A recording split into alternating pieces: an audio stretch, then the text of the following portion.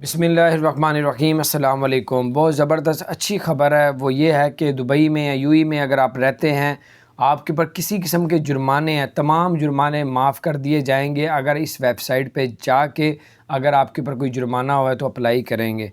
तो उससे पहले हमारी गुजारिश है कि डिस्क्रिप्शन में मेरे बेटे के गेमिंग चैनल है, उसका लिंक मौजूद है डिस्क्रिप्शन में, उस लिंक को क्लिक करें, उस चैनल को जाके ज़रूर सब्सक्राइब करें। बच्चा खुश हो जाएगा, दुआएं देगा, अल्लाह आपको कामयाब करें।